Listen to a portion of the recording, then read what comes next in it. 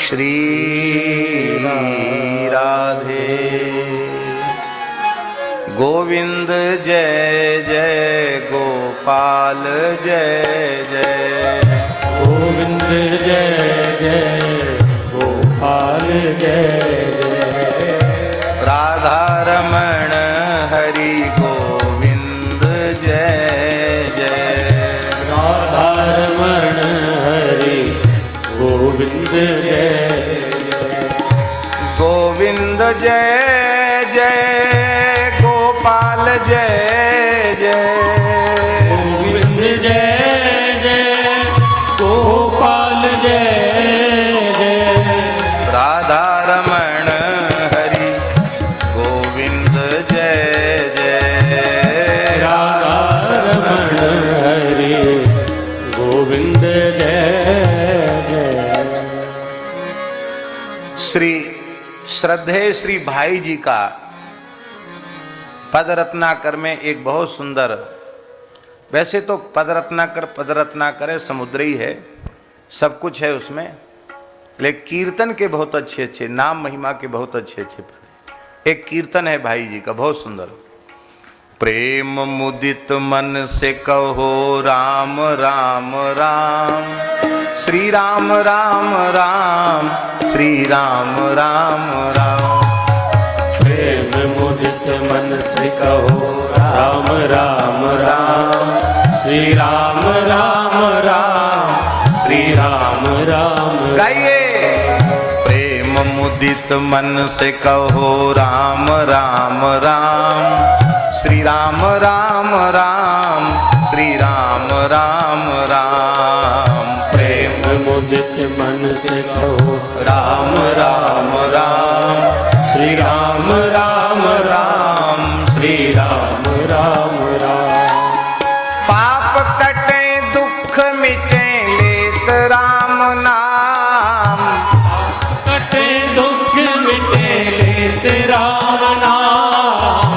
पाप कटे दुख मिटे लेत राम नाम। पाप कटे दुख मिटे लेत राम नाम। भव समुद्र सुखद नाव एक राम नाम, भव समुद्र सुखद नाव एक राम नाम। प्रेम मुदित मन से कहो राम राम राम, श्री राम राम राम, श्री राम राम राम। प्रेम मुदित मन से कहो राम राम राम, श्री राम राम राम, श्री राम राम राम। परम शांति सुख निधान नित्य राम नाम, परम शांति सुख निधान नित्य राम नाम। निराधार को आधार एक राम नाम, निराधार को आधार एक राम नाम। परम गोप्य परम इष्ट मंत्र राम नाम, परम गोप्य परम इष्ट मंत्र राम नाम। संत हृदय बसत सदा एक राम नाम, संत हृदय बसत सदा एक राम नाम। प्रेम मुदित मन से कहो राम राम राम, श्री राम राम राम, श्री राम राम राम। प्रेम मुदित मन से कहो राम राम राम, श्री राम राम राम, श्री राम राम राम। श्री राम राम राम, श्री राम राम राम। श्री राम राम राम, श्री राम राम राम। महादेव सतत जपत दिव्य राम नाम, महादेव सतत जपत दिव्य राम नाम।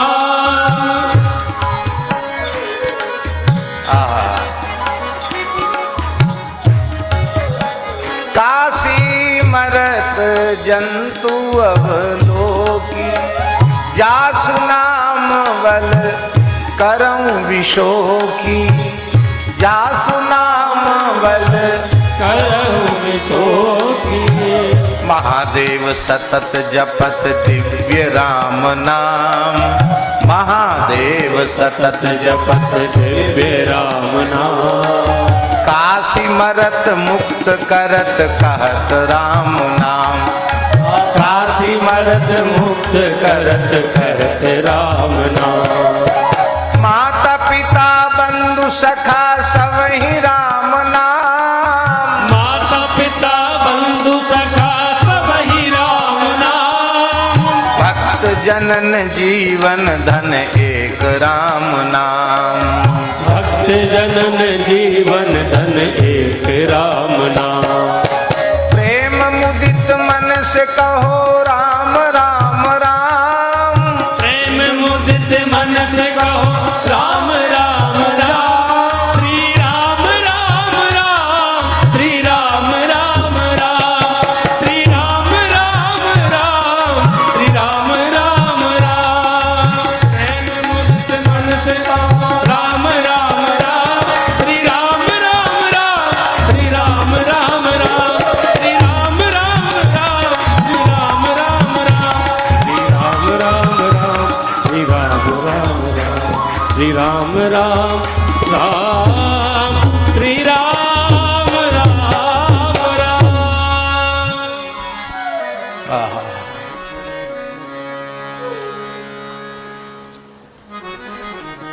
विनय पत्रिका में गोस्वामी जी ने कहा, राम नाम गति राम नाम मति, राम नाम अनुरागी, हुए गए हैं जो हो ही गए आगे, तेई गनियत बड़ भागी। वही भाग्यशाली कहलाने लायक है। राजन, आप बहुत भाग्यशाली हैं, आपके जीवन में बहुत समय है। राजर्षि खट्वांग के पास केवल 2 घड़ी का समय था, 48 मिनट का समय। 48 मिनट में ही भगवान नाम संकीर्तन करते हुए खट्वांग भगवत धाम पधारे। तुम्हारे पास 7 दिन का समय। देखो, सबसे पहले बुद्धिमान मनुष्य का कर्तव्य है कि वह मृत्यु का भय त्याग दे, मृत्यु का भय छोड़ दे। बस जीवन की जितनी अवधि बची है उसको सार्थक करने का निश्चय कर ले। ग्रहात् प्रव्रजितो धीरा, ग्रहात् प्रव्रजिता। सबसे पहले कल्याण के पुरुष का कर्तव्य है कि ग्रहात् प्रव्रजिता, घर छोड़ करके निकल जाए, किसी पवित्र तीर्थ के जल में स्नान करे, शुचौ विविक्त आसीना, अत्यंत एकांत में बैठ करके, विधिवत आसन पर बैठ करके भगवान के नाम का अभ्यास करे। अभ्यसेन मनसा शुद्धम त्रिविध ब्रह्माक्षरम परम। त्रिविध ब्रह्माक्षर प्रणव को ही कहा जाता है और राम नाम को भी कहा जाता है। बंदौ राम नाम रघुवर को, हेतु कृशानु भानु हिम कर को, विधि हरिहर में वेद प्राण सो, अगुण अनुपम गुण निधान सो। भगवान नाम का, राम नाम का, कृष्ण नाम का अभ्यास करे और फिर जब अंतःकरण एकदम शांत निर्मल हो जाए तो भगवान के मंगलमय स्वरूप का ध्यान करे। चरण से लेके मुखारविंद तक, मुखारविंद से लेके चरण तक भगवान का ध्यान करे। ध्यान करते करते तो ध्यान जनित आनंद समुद्र में जब वह डूबने लग जाता है और फिर शरीर संसार की पूर्ण विस्मृति होती है। हे राजन, वही वस्तुतः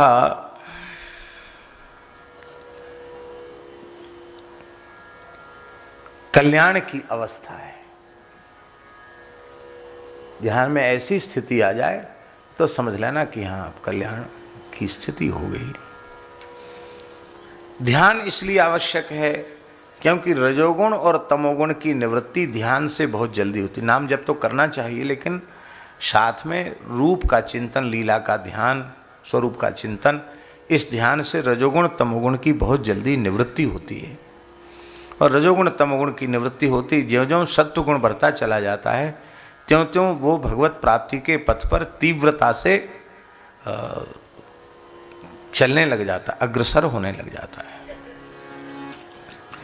सबसे पहले जितासन, कल्याणकामी पुरुष को आसन जीत लेना चाहिए,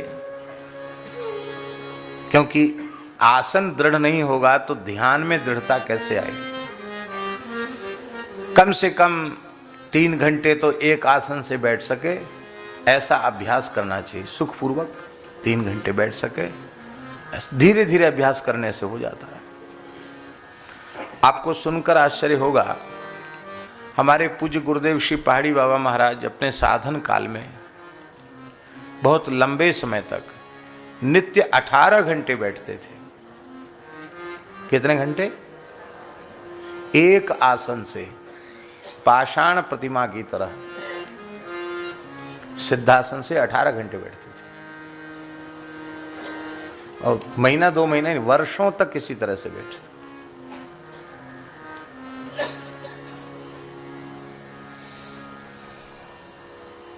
हम लोग घंटा भर भी नहीं बैठ पाते।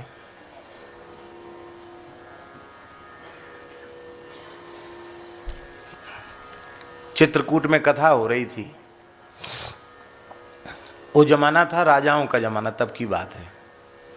तो चित्रकूट में कथा हुई तो महाराज जी उस समय प्रमोद वन में भजन करते थे, तो बढ़िया कथा हो रही थी। तो महाराज जी ने सोचा कि चलो हम भी कथा सुने, बहुत अच्छे विद्वान पंडित जी आए हैं कथा सुने। तो पंडित जी कथा कहते थे, वो सूर्योदय के समय कथा शुरू कर देते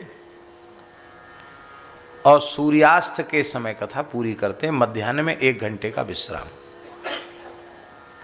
और कथा का नियम जो भागवत जी में लिखा है वो यही है। भागवत के महात्म्य में जो नियम लिखा है सप्ताह कथा का, वो यही लिखा है को सूर्योदय से आरंभ करके कथा सूर्यास्त तक होनी चाहिए। मध्याह्न में विश्राम कितनी देर का? मध्याह्न घटिका द्वयम, 2 घटिका है 48 मिनट, बीच में 48 मिनट का विश्राम, 1 घंटे से कम समय। 60 मिनट का 1 घंटा होता ना, 48 मिनट का बीच में विश्राम, इसलिए कि किसी के शरीर में कोई बाध्यता हो तो उसकी निवृत्ति हो जाए। और वैसे महात्म्य में तो लिखा उतनी देर कीर्तन होना चाहिए, नाम कीर्तन होना चाहिए। ऐसे ही थे वो व्यासी महाराज, केवल 1 घंटे का बीच में विश्राम करते, बाकी कथा। और महाराज जी कहते कि हम तो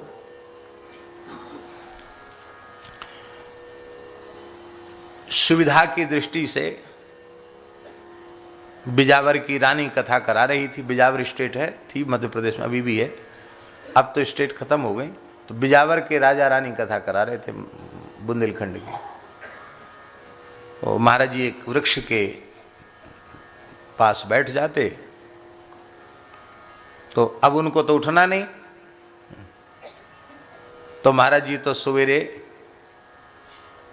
परिक्रमा करते हुए आते और ठीक 4 बजे आसन लगा के बैठ जाते। सवेरे आसन लगा के बैठते तो रात्रि को 8 बजे तक बैठे रहते वहां। इसलिए बैठे रहते कि सब पंडित जी चले जाएं, सब चले जाएं तो आनंद से हम भी चले जाएं। उस समय ये माइक वगैरह की व्यवस्था नहीं थी।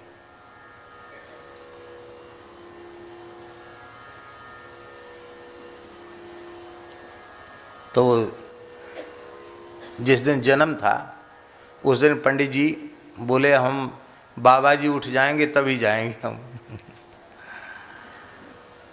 तब वो वहीं बैठ के रुक गए और महाराज जी जब उठे तो उन्होंने साष्टांग प्रणाम किया। अरे व्यासी आप क्या कर रहे हो? बोले हमको अपने मन में बड़ा गुमान था कि मैं इतनी लंबी बैठक से बैठता हूँ, पर बाबा जी आप तो आश्चर्य है, ऐसे बैठते हो जैसे कोई पत्थर की मूर्ति हो।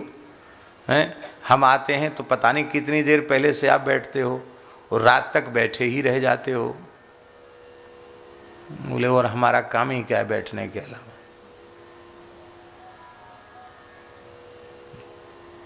जितासन, ठीक से गुरुजनों की कृपा से सिद्धासन का जो ठीक प्रकार है वह किसी को आ जाए और 3 घंटे सिद्धासन की जो पद्धति, उस पद्धति से 3 घंटे सिद्धासन लग जाए तो समाधि हो जाएगी उसकी। 3 घंटे सिद्धासन में समाधि हो जाती है, बात बिल्कुल पक्की है, इसमें संदेह नहीं है। पर ठीक से सिद्धासन लगता नहीं।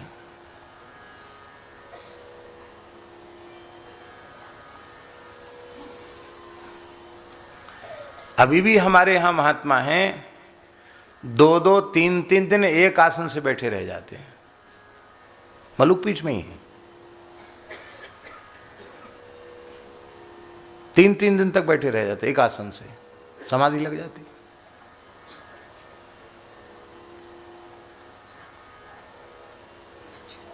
और हम समझते हैं कि ब्रज में उनको 50-60 वर्ष तो हो गया होगा ब्रज में उनको। 12 मास का नियम, रात्रि को 1:30 बजे उठ जाना, 1:30 बजे स्नान करके आसन पर भजन पर बैठ जाना। पहले तो सवेरे 8-9 बजे तक बैठते थे भजन में, अब तो रात्रि को 1:30 बजे बैठ जाते हैं, शाम को 5 बजे उठते हैं रोज। आयु हम अनुमान लगाते लगभग 90 के करीब की आयु होगी। पूछा नहीं हमने, लेकिन हमारा अनुमान है कि संभवतः इतनी आयु उनकी होनी चाहिए। हमारे महाराज जी के सबसे पुराने परिकर इस समय के।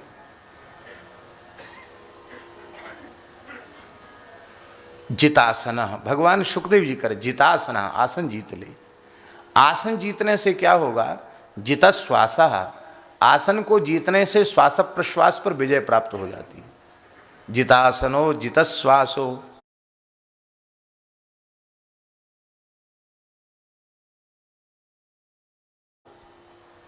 और जब जित श्वास हो जाएगा तो जित संग हो जाएगा। जित संग माने आसक्ति को जीत लेगा, आसक्ति पर विजय प्राप्त कर लेगा।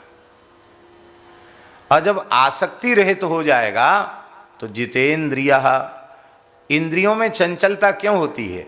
विषयाशक्ति के कारण ही इंद्रियों में चांचल्य होता है। विषय शक्ति समाप्त हो जाएगी तो इंद्रियों का चांचल्य अपने आप निवृत्त हो जाएगा। निवृत्त होने के बाद फिर वो अपने आप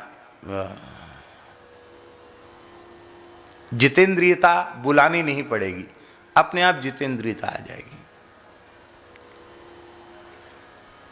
तो जितासन, फिर उसके बाद जितश्वास, फिर उसके बाद जितसंगो, इसके बाद जितेंद्रिय। और ये स्थिति आने के बाद स्थूले भगवतो रूपे मनस संधारे धिया, फिर ऐसा भीतर से पक्का निश्चय कर ले कि इस विराट सृष्टि में जो कुछ दिखाई पड़ रहा है यह सब कुछ परमात्मा ही है, भगवान ही है, ब्रह्म ही है। ऐसा अपने भीतर से निश्चय कर ले। ऐसा निश्चय करने का लाभ क्या है? बड़ी बारीक बात है। अभी तो कहा भगवान के चतुर्भुज रूप का ध्यान, और फिर कहा कि जिधर दृष्टि जाए उधर भगवान ही भगवान है, ऐसा अनुभव करे। ये 2 प्रकार का ध्यान इसलिए सुखदेव जी ने बताया कि कोई भी साधक सदा सर्वदा ध्यान की स्थिति में नहीं रह सकता। रह सकता क्या? शरीर के व्यवहार के लिए कुछ न कुछ तो बाहर आना पड़ेगा कि नहीं? अरे खाना पीना, सोना, मलमूत्र त्याग, इसके लिए तो बाहर आना पड़ेगा। तो जितनी देर ध्यान में रहेगा उतनी देर तो भगवान का संपर्क रहेगा, संबंध रहेगा, और ध्यान के बाहर आते ही वो विमुख हो जाएगा। तो जब संपूर्ण विराट ब्रह्मांड ही भगवान का स्वरूप है और ये भीतर से पक्का निश्चय हो जाएगा, तो चाहे आंख मूंद के रहे तो और चाहे आंख खोल के रहे तो उसे आधे क्षण के लिए भी भगवान की विस्मृति नहीं होगी। निरंतर भगवान की स्मृति बनी रहे, इसका साधन है कि सारे ब्रह्मांड को भगवान का स्वरूप समझ लो। ये सब कुछ भगवान है।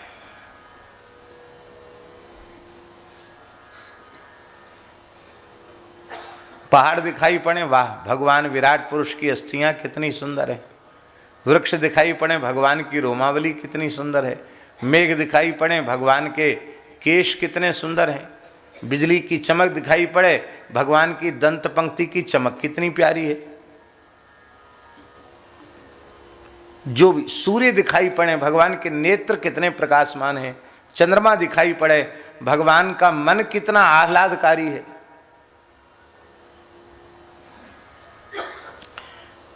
जिधर दृष्टि जाए उधर भगवान का श्रीअंग दिखाई पड़े, अथवा भगवान ही दिखाई पड़े। नदी के रूप में भगवान, समुद्र के रूप में भगवान, वृक्ष के रूप में भगवान, पशु पक्षी के रूप में भगवान, सब कुछ भगवान है, सब कुछ भगवान है। श्रीमन्नारायण नारायण नारायण, श्रीमन्नारायण नारायण नारायण, भजमन्नारायण नारायण नारायण, भजमन्नारायण नारायण नारायण, गंगा नारायण नारायण नारायण, गंगा नारायण नारायण नारायण, यमुना नारायण नारायण नारायण, यमुना नारायण नारायण, नारायण, पर्वत नारायण नारायण नारायण, पर्वत नारायण नारायण नारायण, दिशाएं नारायण नारायण नारायण, दिशाए नारायण नारायण नारायण, धरती नारायण नारायण नारायण, धरती नारायण नारायण नारायण, नभ नारायण नारायण नारायण, नभ नारायण नारायण, नारायण नारायण, संत नारायण